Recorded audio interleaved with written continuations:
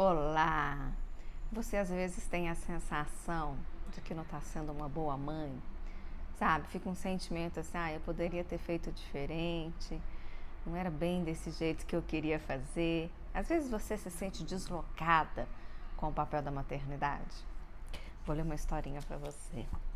É a historinha da Azarenta ou a Princesa da Tristicina. Era uma vez um rei, uma rainha e suas 7 filhas. Naquele tempo, havia sido declarada guerra ao pai. Derrotado nas batalhas, ele caiu prisioneiro e perdeu o trono. Durante o cativeiro, a família real passou por sérias dificuldades. A rainha foi obrigada a deixar o castelo e a recolher-se com suas filhas em uma modesta cabana. As agruras eram tantas que, mesmo para comer, contavam com milagres. Certo dia, um vendedor de frutas que passava pelo local foi chamado pela rainha, que desejava comprar figos. Enquanto fazia a compra, uma mulher muito velha aproximou-se e lhe pediu esmola. Aí, boa mãe, retrucou a rainha, se eu pudesse, não lhe daria apenas uma esmola, mas eu também sou uma pobre alma, não tenho nada. E o que houve? Por que sois tão pobre? Perguntou a velha. Não o sabeis? Eu sou a rainha da Espanha, caí na desgraça por causa da guerra que fizeram contra meu marido. Pobre alma, tendes razão. Por tudo vossa família fracassa. Uma de vossas filhas é perseguida pela desgraça. Enquanto a moça permanecer entre vós, jamais podereis ter sorte. Ah, sim, minha senhora. Porventura, qual é destas filhas a desafortunada? É aquela que dorme com as mãos cruzadas sobre o peito. E o que devo fazer? À noite, enquanto elas dormem, deveis acender uma vela e observá-las. Aquela que encontrardes com as mãos cruzadas, devereis mandar embora. Só assim poderá conquistar o vosso reino que foi perdido. Na mesma noite, à meia-noite, a rainha, com uma vela na mão, colocou-se diante dos leitos de suas filhas. Todas dormiam. A primeira com as mãos juntas, a segunda com as mãos no rosto, a terceira com as mãos sobre o travesseiro, e assim por diante. Quando chegou junto à mais nova, viu que ela dormia com as mãos cruzadas. Ah, minha filhinha, justamente a ti é que devo mandar embora. Enquanto dizia isso, a pequena acordou e viu a mãe com a vela na mão e os olhos cheios de lágrimas. Mamãe, o que se passa? Ah, minha filhinha, é porque aqui passou uma velha que me disse que uma das minhas filhas, aquela que dorme com as mãos cruzadas, encontra-se sob o signo da desgraça e que não voltaríamos a ter sorte na vida enquanto não a mandarmos embora. E essa infeliz és tu. Não deveis chorar por isso, mamãe. Logo me visto e de noite partirei desta casa. Vestiu-se, atuou suas coisas numa trouxa e imediatamente partiu. Depois de muito andar, chegou a uma relva deserta, onde só havia uma única casa. Quando se aproximava, ouviu o taramelar de um tear e viu um grupo de mulheres que teciam. Queres entrar? Perguntou uma delas. Sim, boa mulher. Como te chamas? Ela respondeu, Azarenta. E tu queres servir-nos? Sim, boa mulher. E ela começou a varrer e fazer o trabalho de casa. Chegada a noite, as mulheres lhe disseram, escuta, Azarenta, agora partiremos e te fecharemos a chave pelo lado de fora. Tu deves trancar a casa por dentro. Quando voltarmos, nós abriremos pelo lado de fora e tu pelo lado de dentro. Deves ter cuidado para que não nos roubem a seda, os debruns e os panos de linho que foram tecidos. Dito isto, elas partiram. Por volta da meia-noite, Azarenta ouviu o bater das tesouras. Pegou uma vela e se aproximou do tear. Viu uma mulher que estava cortando com uma tesoura todo o pano de linho dourado que ela havia sido tecido. Naquele momento, ela compreendeu que a mulher era a sua Macina, que havia seguido até ali. Na manhã seguinte, as tecelãs voltaram. Enquanto abriam a porta pelo lado de fora, a moça abria pelo lado de dentro. Assim que entraram, viram todo o seu trabalho destruído e espalhado pelo chão. Oh, sua impertinente, é essa recompensa por te darmos abrigo? Vá embora imediatamente, fora daqui. E a puseram para fora, a pontapés. Azarenta continuou peregrinando pelos campos à mercê do destino. Chegando a uma aldeia, deteve-se diante de um armazém de pão, de verduras, vinho e outras coisas. Pediu uma esmola. A dona lhe deu pão e um copo de vinho. Nisso entrou o dono. Com pena da moça, ele a convidou para passar a noite com eles, acomodando-a sobre os sacos do depósito do armazém. Durante a noite, os donos, que dormiam no cômodo do andar de cima, ouviram barulhos e se levantaram. Todos os tampões dos tones haviam sido retirados, o vinho corria por toda a casa, e quando viram a desgraça, o homem foi ter com a moça, que estava deitada sobre os sacos e gemia, lamentando-se. Impertinente, só tu podes ter feito isso. Ela não sabia para onde se dirigir e saiu de lá chorando. Quando se fez dia, Azarenta encontrou uma mulher no campo que estava lavando roupa. Por que tu olhas desta maneira? Disse uma mulher. Senhora, não sei aonde devo ir. Sabes lavar? Ela disse, sim. Então fica aqui e ajuda. Eu ensaboo a roupa e tu enxagas. Azarenta começou a enxaguar a roupa e pendurá-la no varal. A roupa secou, Azarenta recolheu, pôs-se a remendá-la e passou no ferro cuidadosamente. Era a roupa do filho de um rei. Quando esse príncipe a viu, pareceu-lhe maravilhosamente limpa. Dona Francisca, disse ele, jamais me lavaste a roupa assim tão bem. Dessa vez fizestes por merecer uma boa gorjeta. Ele lhe deu 10 pratas. Com as 10 pratas, Dona Francisca vestiu Azarenta da mais bela maneira. Também comprou um saco de farinha e assou pães. Juntou os pães, preparou ainda 2 bolos e, generosamente carregados de anis, os bolos pareciam dizer, comam-me, comam-me, e dirigiu-se para Azarenta, instruindo. Deve ir à beira-mar com estes 2 bolos. Lá deve chamar a minha sina da seguinte maneira. Ah, sina de Dona Francisca. Assim deves fazer por 3 vezes. A terceira vez, ela aparecerá diante de ti. Entregarás a ela um dos bolos e em meu nome tu lhe darás as minhas saudações. Depois, peça que te ensine onde mora a tua sina e procede com a última da maneira como vou te dizer. Azarenta foi até a beira do mar. Ah, a sina de Dona Francisca! E a sina de Dona Francisca apareceu e ela transmitiu a mensagem e entregou o bolo. E perguntou, sina de Dona Francisca, poderia Vossa Excelência ter a bondade de me explicar onde mora a minha própria sina? Escuta, tu segues um trecho por esta trilha até chegar a um forno. Ao lado do buraco para o esfregão do forno, verás uma velha bruxa sentada. Sê especialmente amável com ela e oferece-lhe o bolo. Ela é a tua sina. Verás que ela não te aceitará e não te tratará. Muito bem. Tu, porém, deves deixar o bolo com ela e prosseguir o teu caminho. Azarenta chegou no local indicado e encontrou a velha sentada junto ao forno. Quase não pôde conter seu mal-estar ao vê-la de tão suja e remelenta. Querida mulherzinha da sina, não quereis dar-me uma alegria? Disse bajulando e oferecendo o bolo. Some-te, quem te pediu o bolo? Respondeu ríspida e imediatamente a velha. Assim mesmo, a moça docemente depositou o bolo junto à velha e voltou para a casa de Dona Francisca. O dia seguinte, uma segunda-feira, era dia de lavar roupa. Dona Francisca pôs a roupa de molho. Azarenta esfregou e enxagou. Enquanto estava seca, ela remendou e passou a ferro. Dona Francisca colocou a roupa numa cesta e levou ao castelo. Quando o príncipe a viu, exclamou, Dona Francisca, a mim não podes negar. Tal roupa como está jamais me entregastes. E lhe deu 10 pratas de gorjeta. Novamente, a lavadeira comprou farinha, assou os bolos e mandou Azarenta com eles para as mulheres da sina. No dia de lavar seguinte, o príncipe, que queria se casar e que dava muita importância que a roupa estivesse bem limpinha, deu uma gorjeta de 20 pratas à Dona Francisca.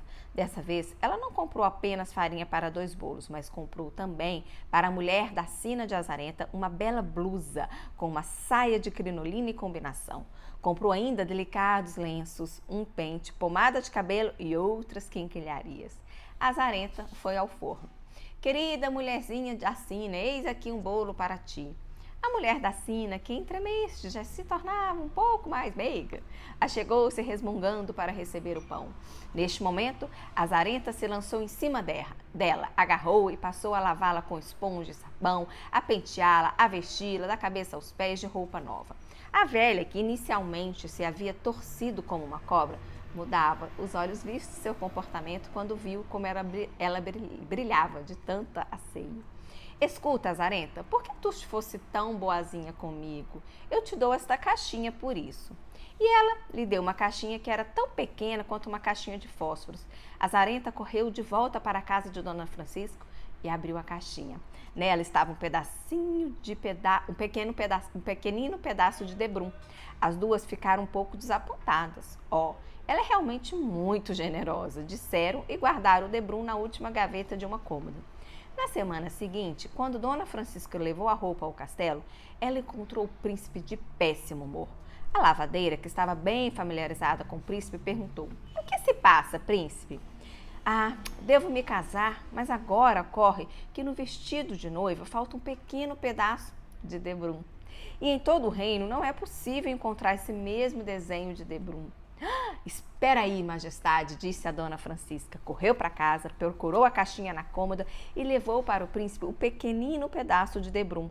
Compará-lo com o desenho do vestido da noiva e ele coincidia exatamente. O príncipe disse: "Como tu me salvaste de tal constrangimento, eu quero pagar o debrum a peso de ouro." Buscou uma balança, colocou o debrum em um dos pratos e no outro o ouro. Porém, o ouro jamais era suficiente. Quis pesar mais uma vez, no outro tipo de balanço, uma do tipo romano, e mais uma vez se deu o mesmo resultado. "Dona Francisca, conte-me a verdade. Como é possível um pedaço de debrum pesar tanto? De quem o ganhastes?" Dona Francisca, quer quisesse, quer não, teve de contar tudo ao príncipe, e ele quis conhecer a Azarenta. A lavadeira aconselhou-a a vestir-se com muita beleza, com as peças que com o tempo elas havia guardado, e levou a moça ao castelo. Azarenta entrou no aposento do príncipe e fez diante dele uma profunda reverência, pois ela era filha de um soberano e não lhe faltava uma boa educação. O príncipe saudou-a e, oferecendo um lugar, perguntou: "Quem és tu de verdade?"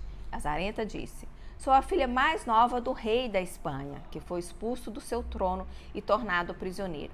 Minha macina obrigou-me a vagar pelo mundo e a suportar toda sorte de grosserias, desrespeitos e pancadas."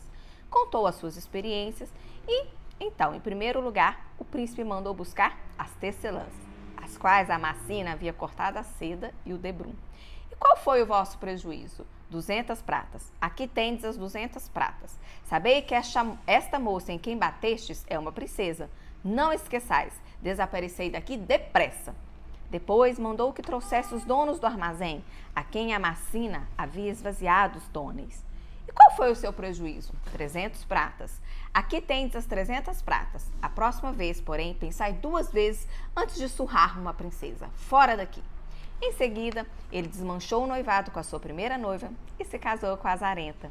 Como dama de honra, deu-lhe Dona Francisca. Então chegaram notícias do que havia acontecido à mãe da Azarenta. Quando sua filha mais nova partiu, a roda da sorte começou a girar em seu favor.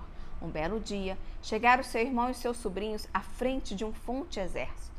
Eles reconquistaram o reino e a rainha voltou com as suas filhas para o castelo, onde novamente passaram a viver com todo o conforto de antes. Embora a mãe vivesse atormentada pela lembrança da filha mais nova, de quem ela quase não sabia de mais nada. O príncipe, quando soube que a mãe de Azarenta retomara o seu reino, enviou seus mensageiros e mandou dizer a ela que havia se casado com a sua filha. Encantada, a mãe se pôs a viajar, acompanhada de cavaleiros e damas de honra. Também, acompanhada de cavaleiros e damas de honra, a filha foi alcançá-la. Encontraram-se na fronteira e se abraçaram por muito tempo. Muito comovidas, as 6 irmãs acompanharam a cena. E nos 2 reinos houve uma grande festa. Essa historinha é linda, ela é longa, né? Mas ela fala muito sobre essa questão do pertencimento, sobre a questão da gente encontrar o nosso lugar, sobre a questão da gente, às vezes, nós mães, a gente vai vivendo maternidades que não são nossas, né? O Padre Fábio esses dias falou que ele vai lançar um livro que chama Tantos Eus que Não São Meus. E às vezes eu acho que nós mães, às vezes a gente pega várias capas de maternidade que não são nossas. Às vezes a gente busca viver papéis dentro da nossa casa que nem cabe dentro da gente, né? Então eu gostei muito dessa historinha, ela faz a gente pensar em várias coisas na realidade, né? Primeiro nessa questão da gente realmente viver uma vida que não nos pertence. E às vezes onde a gente está, por mais que pareça ser o nosso lugar, né? Às vezes a gente precisa sair do trilho, né? Sair do trilho no bom sentido, porque aquilo ali não está nos beneficiando e nem quem está junto com a gente. Então se dentro da sua casa não está tendo harmonia, é importante pensar o porquê disso. É importante pensar qual o comportamento, qual o sentimento. É importante pensar o que é de fato que está te levando a não ter uma maternidade leve, né? Todas as vezes que eu falo que eu realmente vivo uma maternidade sem culpa e com muita leveza, não é num discurso. Quem me conhece sabe que isso é realmente coerente com a minha realidade. Mas por quê? Porque eu entendo aonde eu pertenço, né? E é muito importante, a gente às vezes fica pensando assim, mas eu tô certa, eu pertenço aonde eu pertenço, né? E tem um exercício muito bacana, inclusive esses dias lá no Telegram eu coloquei para a gente poder fazer, é você escrever sobre você, né?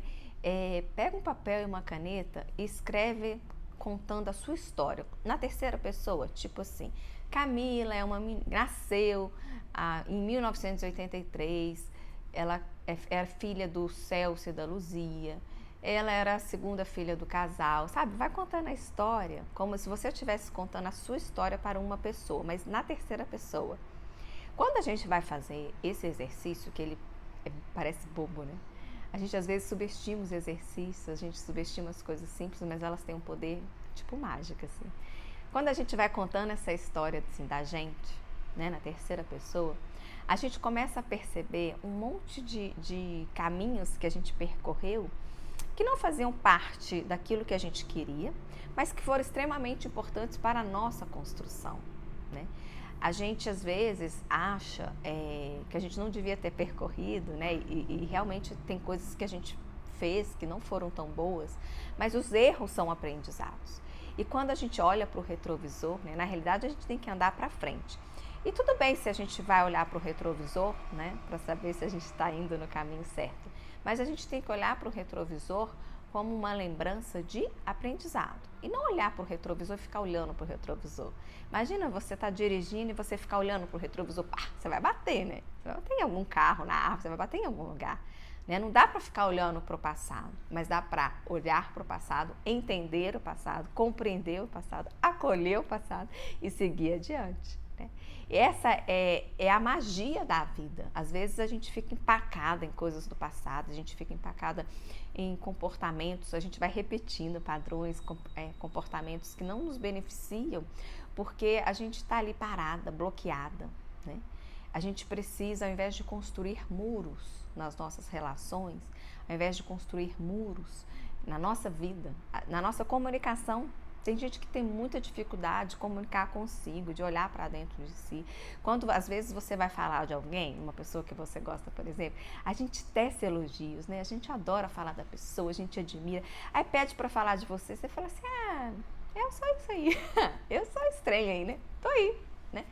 A gente tem que aprender de verdade a se comunicar, não é como narcisismo, não. É como a gente é, né? Cada uma de nós tem um tesouro escondido dentro da gente. Nós somos uma alma linda, nós somos criadas por Deus, nós somos um ser divino. E a gente tem que entender isso. E ser divino não é ser poderosa para pisar nos outros, não, muito pelo contrário, né? Ser divino é a gente entender que estamos aqui com um propósito de vida para servir, para ajudar, para acolher, para ser empática, amorosa, né? Quando você compreende isso, a sua vida vai, né? E a sua vida vai na forma mais fluida do mundo, né? É aquela história da água, né? A água, gente, ela precisa movimentar. Se a água não movimentar, ela não vai gerar energia. Se ela ficar parada, ela apodrece. Se a sua vida está parada, se a forma como você está sendo como mãe não está apodrecendo, né? Está deixando o cheiro ruim, né? Se você não está feliz dentro de casa, se você só está gritando, brigando, estressada, cansada, se você só xinga seu marido, seus filhos, se o tempo todo você está, sabe, toda hora você está reclamando, gente, a sua água está parada. Vamos movimentar a água, né? E o que é movimentar a água? É a gente primeiro comunicar com a gente precisa cada vez mais buscar dentro da gente o nosso tesouro. Isso não é um processo difícil, porque muita gente às vezes pensa assim, não, gente, autoconhecimento, né? Dá a sensação de que assim, não é tanta coisa que você tem que fazer, nem sempre. Às vezes o que você precisa fazer em primeiro lugar é silenciar, né? É ficar em silêncio para você poder ouvir a sua voz, a voz lá de dentro, a sua intuição, ouvir o que Deus tem para falar para você, né? Não adianta ficar rezando, orando, gritando o nome de Deus para todos os cantos se você não para ouvir. Né? Tem uma imagem linda que é da comunicação não violenta, que é do Marshall Rosenberg. da girafa, e a girafa flutuando, né, assim, junto com as aves, mostrando essa empatia. E é engraçado porque a gente sempre ouviu as pessoas falarem assim, se a gente tem 2 ouvidos e uma boca, significa que é pra gente ouvir mais, né? E você já reparou a dificuldade que a gente tem para ouvir o outro? Porque alguém vem te contar um caso, você já fica assim, aham, assim, já querendo, né? Já tá com aquela reação, você já tem resposta pronta. Ao invés de você respirar, ouvir com atenção, esteja ali inteiro naquela relação, aquele diálogo, né? É um monólogo que a gente tem visto por aí, né? A pessoa fala, você já responde, você nem sabe o que é responde. Ou quando não tá no celular, né? Não, gente, vamos dialogar, ter essa atenção plena, vamos falar com o outro com amor. Né? Se não tem nada para falar, se o que ele te contou você não sabe, não tem o que para falar, não joga peso não, né? Olha, não sei, vamos tentar descobrir junto o que a gente pode fazer? Gente, isso é mágico, sabia? Porque a gente não faz isso. A gente sempre tem uma resposta pronta, uma reação. Né? Aqui em casa eu sempre falo com o Gedeon, amor, vamos agir com sabedoria, não reage. Ele tem praticado muito essa técnica de ficar em silêncio. Porque a nossa sociedade foi criada para achar que falou tem que responder, né? Tem que ser reativo. Não. Vamos agir com sabedoria, elegância, né? Elegância na comunicação, por favor. Então, assim, espera a pessoa falar, reflete, porque muitas vezes, muitos relacionamentos, gente, muitos, de família, de esposo, né, marido, mulher, muitos relacionamentos são destruídos por causa dessa reação. A reativa, muitas vezes, ela vem com tipo um vômito, né? A pessoa tá vomitando, o coração dela tá cheio de coisa ruim, ela não esvaziou o coração e tá aí vendo o noticiário, tudo ruim, aquela coisa horrorosa, e aí ela vai esvaziando só coisa ruim, né? Então é muito importante a gente de verdade voltar essa comunicação para dentro da gente e quando for escutar outra pessoa, tenha uma plena atenção ali nesse diálogo, escuta, respira, não pira e responde, né? E age, eu não gosto de falar responde, e age com atenção, né? E eu queria muito passar essa mensagem dessa azarenta ou princesa, porque muitas vezes nós esquecemos que nós somos princesas, né? Nós somos filhas de um rei. Deus não nos criou para a gente poder ficar mendigando amor. Deus não nos criou para a gente poder ficar lamuriando da maternidade, né? Deus não nos criou para a gente ficar o tempo todo xingando nossos filhos. Esses dias a gente estava participando de um grupo de estudos e uma mãe estava muito nervosa, né? Que eu sei, gente, eu super compreendo de verdade, eu também fico, tem dia que meu sangue vai lá nas alturas, mas eu de verdade pratico a empatia comigo, né? Porque ninguém merece uma pessoa que fica surtada, né? E aí outra pessoa do grupo virou e falou assim, você tá falando tanto assim dos seus filhos? Mata seus filhos. Claro que, gente, isso foi de uma forma dentro do estudo, não foi assim, né? Mas ela falou assim, como assim mata meus filhos? Ela falou assim, uai, olha o que você tá falando dele. Ela voltou no texto, né, que ela tinha escrito, ela falou, nossa, é verdade. E às vezes a gente fala tanto assim, porque depois que meus filhos nasceram eu não pude mais sair, depois que meus filhos saíram eu não pude mais trabalhar, depois que meus filhos... E a gente vai pôr na culpa nos filhos. Gente, de verdade, será que são os nossos filhos que são os culpados? Ou então a gente fala assim, eu faço tudo pelos meus filhos. De verdade, será que o que você faz é por eles? Né? Porque, coitada dessas crianças, gente, elas não têm culpa de nada. Né? Nós não engravidamos, né? Nós não decidimos ter filhos assim, violentamente. Né? A gente quis, a gente planejou, às vezes nem planejou, mas né, veio essa surpresa boa para você, essa bênção. Então vamos acolher eles com amor, né? Vamos de verdade desenvolver uma maternidade com muita empatia. Não dá para criar mais lares desarmônicos, lares estressantes. As crianças estão ficando cada vez mais com problemas de neurológicos mesmo, problemas de psique mesmo, assim, cedo, né? Eu participo de muitos grupos de maternidade, de mentoria, de disciplina positiva, que eu adoro. Mas muito antes da disciplina positiva, acho que a disciplina positiva ela tem que ser a mulher, né? Primeiro para a mulher, para a mãe. Porque se a gente realmente não viver essa maternidade, gente, a mãe é o seio de tudo. Esse papel, que na realidade é um ministério, né? Não é um papel. Esse ministério que Deus nos deu, não é simplesmente parir, não é simplesmente colocar um filho no mundo, a gente tem que educar. E isso precisa de paciência, de responsabilidade, né? Esses dias eu participei de um seminário de mães e um dos palestrantes, ele até americano, falou que as mães estão perdendo a responsabilidade. Você pode ter qualquer pessoa para poder cuidar do seu filho, no sentido das coisas, né, de dar comida, trocar fralda, ou para a casa, enfim, fazer essas coisas. Mas a responsabilidade é sua. E o problema é que a maioria das mães estão delegando a responsabilidade. E aí o filho fica perdido. Ele não se sente amado. E tem uma coisa que todo adolescente passa, na fase da adolescência, né? Toda criança, ela se questiona aonde ela pertence. Até quem tem família, que, né, mora dentro de um lar, que às vezes é harmônico e tudo, às vezes até esses adolescentes, eles têm uma neurocientista que esses dias ela colocou um artigo falando sobre isso, que até mesmo essas crianças, elas se questionam, será que eu pertenço a esse lar mesmo? E eu lembro que quando eu era adolescente, eu tive esse pensamento, né, faz parte de todo ser humano. Será que eu sou adotada ou eu sou filha mesmo? Esse pertencimento, a gente se questiona, é normal, faz parte. Mas quando você cria um lar para aquela criança de afeto, de amor, de empatia, esse questionamento, ele passa, ele não fica ali, né? E a criança se sente realmente, o adolescente se sente realmente pertencente, sabe que ele tem um lar. Por isso que é muito legal a gente, principalmente agora na pandemia, a gente tem feito isso aqui direto. Coloca vídeo de casamento, álbum de foto de tudo, né? Mostra a família inteira, a gente antes de ter os filhos. Isso é muito bom para a criança, porque estimula o filho a entender a sua história e a entender que ele pertence a algum lugar, realmente ele está dentro, inserido numa família, né?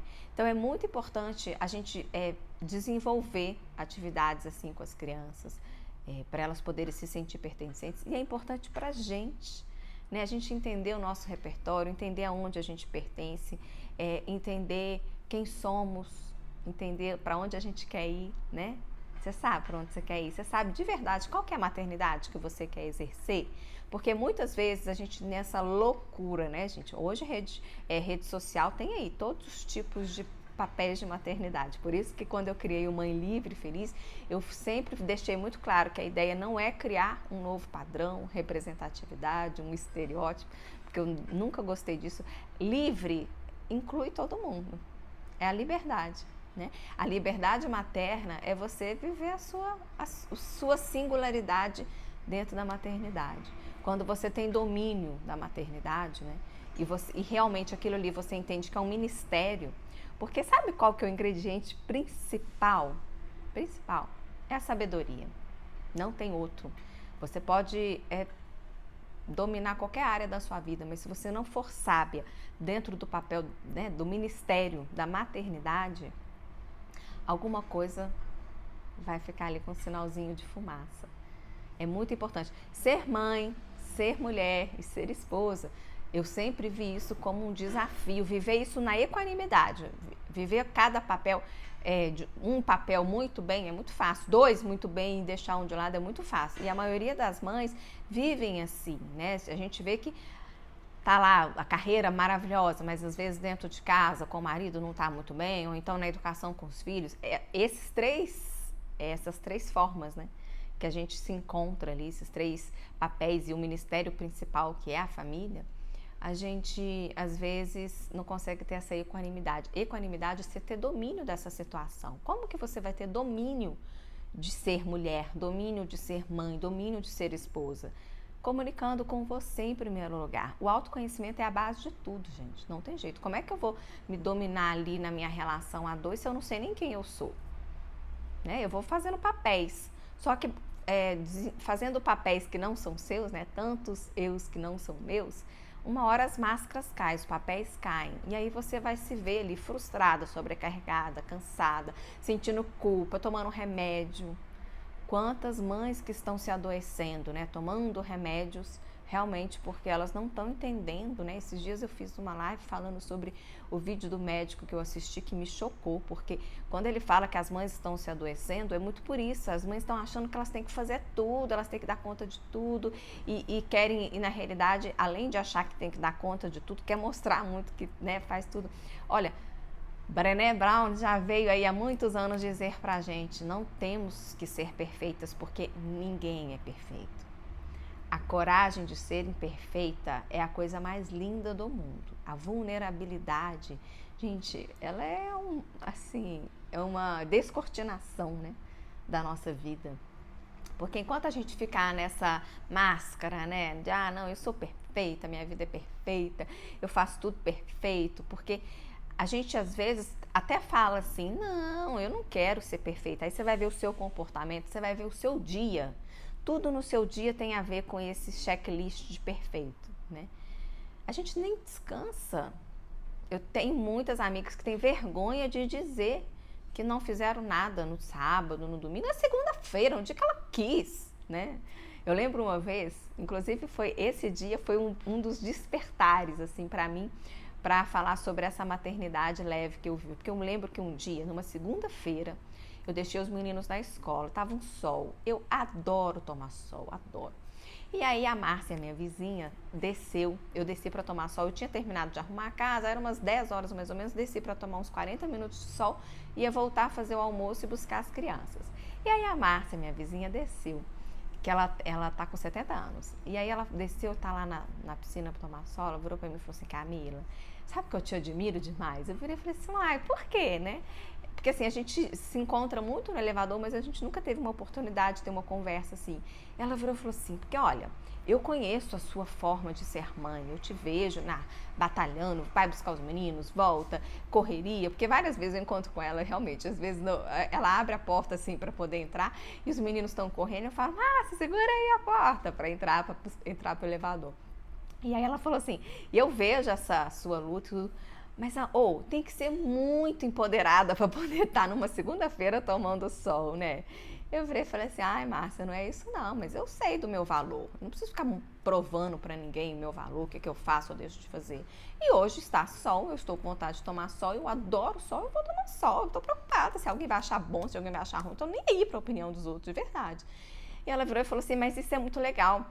Eu também fui uma mãe assim, né? Um dos filhos dela, infelizmente, faleceu. A gente era super fã dele. Ele era nosso síndico aqui no prédio, o Humberto.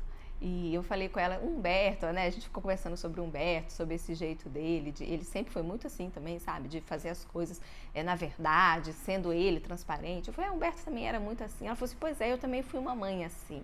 Mas eu não sofria, mas eu via que as minhas amigas sofriam muito por me ver assim e não conseguir ser assim. E eu acho que essa é a grande dificuldade das mães hoje. E eu também vejo, eu já li, tem um livro que chama A Culpa é da Mãe, que esse livro fala muito isso. As mulheres elas têm medo, né? Elas perderam a coragem, né? De serem elas. Elas estão com medo de viver a maternidade do jeito que elas querem. Então elas fazem as coisas às vezes escondidas, porque elas acham que ninguém pode saber, senão alguém vai falar que ela não é uma boa mãe, né? Não, gente, olha, você tem que ter que ter coragem mesmo, tem que ter coragem, muita coragem de ser você e não ter medo, né? Sabe aquela coisa que no final da história é entre você e Deus? É entre você e Deus sempre, entre você e Deus, né? Então, se você sabe o que você é, o que você tem feito, pronto, né? Não existe, olha, até hoje eu não sei, né? Mas que eu saiba, não existe um mérito para quem produz mais, né? Como se a pessoa ficar da hora que acorda até a hora que dorme, sabe-se lá, se não dormindo também não tem que estar produzindo, né? Não, gente, isso não... Olha, eu não conheço ninguém que vai ter mais mérito por isso não existe, né? A gente tem que só fluir. É a história da água. Você sabe o seu propósito? Isso é o mais importante. De nada adianta também produzir muito se não está dentro do seu propósito, né? De nada adianta. Você está no seu lugar certo? O melhor lugar é o lugar da gente. Essa frase está ecoando em mim, né? Está ecoando, assim. Essa frase, para mim, é tudo, né? Você está no seu lugar? Você sente que você está no seu lugar? Ou você está sentindo igual essa princesa, né? Que você está no lugar errado porque você não flui, nem quem está, né? Nem o ambiente que está à sua volta está fluindo. Se você está fluindo e o ambiente em sua volta está fluindo, e eu não falo em questão financeira, gente, eu falo em fluir. Flow, né? Let's flow, né? Porque é importante a gente entender isso. Se o negócio não tá bom, gente, se o negócio tá empacado ali, né? Tá parado, né? Se a sensação tá ruim, se o sentimento tá ruim, Uma vez o padre Alexandre falou uma coisa que na igreja, há muitos anos atrás, já falou outras vezes também, mas a primeira vez que eu ouvi isso fez muito sentido para mim. Tudo aquilo que é seu, né, que realmente é um projeto de Deus, vai te trazer paz. Isso é muito importante. Se a sua vida, a sua carreira, a sua forma de ser mãe, a forma como você está se relacionando com seu marido, está te trazendo paz, continua. Não tá? Vamos mudar. Vamos mudar, porque esse não é o seu lugar. Não é aí que você pertence. E existem hoje inúmeras formas de você mudar. A primeira forma é você correr, buscar, querer. Então corre atrás disso. Não tenha medo, não tenha preguiça, não tenha vergonha. Tenha coragem. Coragem e vai, de verdade. Eu tenho falado muito isso nos grupos para a gente poder ter coragem de ser imperfeita, porque na realidade o que eu acho que trava muito a mulher até hoje é essa síndrome, né, de que a gente tem que ser perfeita, de que a gente tem que ser, não pode errar. Não, gente, errar faz parte do processo, todo mundo erra. Nossos pais erram, imagina, todo mundo, né? Porque a gente vê os pais muito como heróis, eles erram, nós também, então pronto, ó, vida que segue, errou, aprendeu, vida que segue, errou, aprendeu, vida que segue, esse é o fluxo da vida, né? Então, e claro, né, gente, vamos procurar estudar, ter sabedoria para não ficar errando, né? Não é porque errou, então vou errar toda hora, não é isso, né? Vamos ter sabedoria para evitar os erros.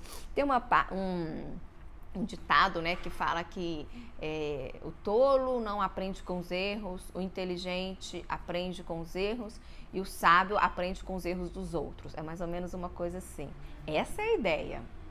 O sábio realmente ele vai aprender com os erros dos outros, não vai precisar cair no buraco para aprender. Então, por isso que história é muito importante. Vamos pegar as histórias, entender as histórias das pessoas à nossa volta. Se alguém não deu certo em alguma coisa, pega aquilo como aprendizado, né? Então, é muito importante a gente ter sabedoria. A sabedoria para mim, aliás, para mim não, a sabedoria na Bíblia fala, é o ouro do mundo, é a sabedoria. E a sabedoria, em primeiro lugar, a gente tem que buscar isso dentro da gente, né? Muito daquilo que a gente busca, das nossas respostas, das soluções que a gente quer, está dentro da gente. Mas a gente está vivendo tanta informação, né? O tempo todo a gente é bombardeado de informação. Entra no Instagram, vê a vida do mundo, entra no Facebook, vê a vida do mundo, entra na Netflix, a gente fica bombardeado o tempo todo de informação. E a gente não está dando esse tempo para a gente. Eu falo muito da meditação e muita gente critica ainda a meditação, como se a meditação fosse uma coisa. Gente, a meditação, se você faz ou não tem problema. Eu falo que para mim ela é benéfica porque eu consigo ter esse momento de realmente silenciar a mente, escutar o meu coração, escutar o que Deus tem para falar para mim e fluir. Esse é o grande benefício. E uma coisa muito importante também, que a meditação me traz, por isso que eu falo dela, eu não acho que uma pessoa para ser feliz tem que meditar, não é isso, cada um tem que viver o seu propósito. Vai fluir, deixa sua água fluir. Mas a meditação me traz uma outra coisa que eu acho muito importante. Gedeon fala muito isso, que ele fala que a coisa mais sábia, depois que eu me tornei mãe, que eu tenho, é isso, ordenar a prioridade. Você já reparou, tem um livro que eu li depois, até que fala exatamente tudo que eu já vivo, que é A Única Coisa. Esse livro ele é ótimo, porque ele fala exatamente isso. Qual é a única coisa que você tem que fazer? A essa hora? Vamos, espera um pouquinho, meu amor. Difícil, né? Então, a ideia é a gente realmente entender o nosso propósito. Ele falou de ordenar a prioridade. Qual é a única coisa que eu preciso fazer para deixar que as outras coisas fluam? Você sabe? E aí? E aí? Você sabe qual é a única coisa, vou repetir. Você sabe qual é a única coisa que você precisa fazer?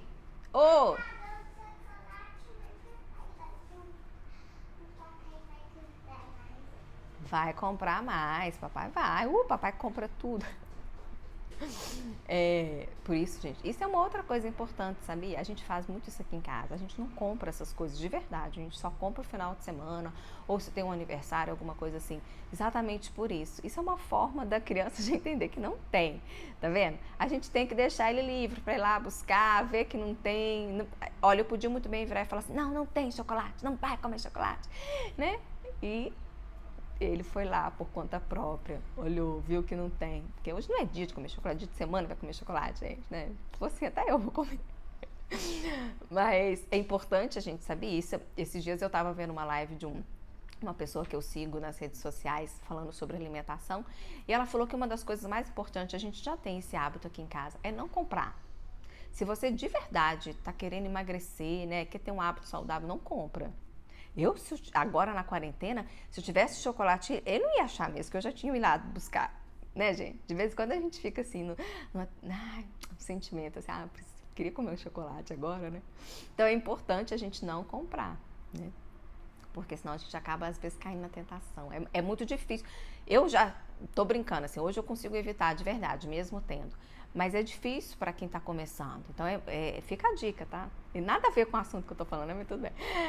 Não, mas qual a única coisa que você pode fazer? Aí, ó, qual a única coisa que você pode fazer? Tá vendo? Ó, vem insight aqui, ó. Qual a única coisa que você pode fazer se você de verdade quer emagrecer? Essa, pra mim, seria a única coisa, se eu tivesse que começar hoje a emagrecer. Não que eu não tô... Gente, tô com as gordurinhas aqui de quarentena, né, gente? Não que eu não precise, mas é porque a gente já tem esse hábito. Mas qual é a única coisa? Não compre. Né? Vai no supermercado com a listinha, verdura, fruta, água, não compra. Mas a pergunta é, qual é a única coisa que você precisa fazer dentro das áreas, né? Acho que eu tenho uma foto, vou publicar depois nas redes sociais do livro que ele faz, né, os campos, então, dentro da área espiritual. E por que isso é importante? Por exemplo, quando eu falo de ordenar as prioridades, eu tenho que ser minha prioridade. O amor próprio ele tem que vir em primeiro lugar. E pra mim, por exemplo, eu levanto cedo, eu levanto 4h40. Só que eu não faço isso pra mostrar pra ninguém, gente. Eu faço isso porque pra mim isso é muito benéfico. E eu sempre gostei de acordar cedo. E por que eu tô falando isso? Porque tem gente que fala assim, nossa, eu não consigo acordar, você tá sofrida, a pessoa sofre. Então você não tem que acordar cedo. Lembra do propósito da água fluir? A sua água não acorda cedo, a sua água acorda tarde e tá tudo bem. Não tem que acordar cedo, porque falam-se que tem que acordar cedo. Isso é uma outra coisa que a gente tem que entender, né? Pra mim é benéfico, mas cabe dentro da minha vida e eu adoro. E eu sempre fui acostumada. Pra mim, acordar tarde, eu vou falar acordar tarde, se eu acordo 6 e pouco, eu fico nervosa. Eu acho que eu perdi o dia, né? De verdade. Então, assim, é muito particular, né? Muito individual. E eu acordo cedo porque eu gosto de, antes de tudo acontecer nessa casa, porque os meninos 5h30, mas o Emanuel, sem brincadeira, assim, 5h30 já assim, mãe, posso ir pra sua cama? 5h30 ele já tá lá me cheirando, dando bom dia, abraçando, beijando. Então eu gosto desse tempo, eu ter rezado, eu ter meditado, porque aí depois a gente tem mais dificuldade para isso, né? Então eu gosto de começar o dia assim, aí eu já faço meu devocional, já faço as minhas leituras e a minha parte principal, prioritária, que é o amor próprio, que é a minha espiritualidade, eu vejo assim, eu já fiz ela. Então eu já estou pronta para o dia. Aí eu vou descer, faço uma ginástica, normalmente eu corro ou faço uma caminhada, se tem dia que eu não quero correr, eu faço uma caminhada e pronto, volto, subo, aí eu vou fazer o dia. Aí o dia começa, né? Na verdade o dia começa depois disso aí. Porque é a prioridade. Então depois, aí qual que é a prioridade? Cuidar das crianças. E por aí vai, né? Cada um tem a sua, dentro do seu estilo de vida, vai caber ali aquilo que é importante para você, né? Igual esses dias eu fiz a live com a Roseli e ela contou que para ela, a atividade física é treino pesado de musculação. Aquilo ali para ela é ótimo, aquilo ali para ela abre a mente, oxigena o cérebro, então tá tudo bem. Entende como cada uma tem um estilo de vida? E ela é muito feliz mesmo. Ela vive esses 3 papéis, né? A maternidade, ser mulher e ser esposa de uma forma muito harmônica, com muita equanimidade, por causa disso, porque ela entende o valor dela. E ela faz isso dessa forma, ela entende o que é prioridade, né? Então a ideia é a gente saber que o melhor lugar é o lugar da gente. Qual é o seu lugar, você sabe? Vamos descobrir? Um beijo, fica com Deus e até a próxima. Até a próxima.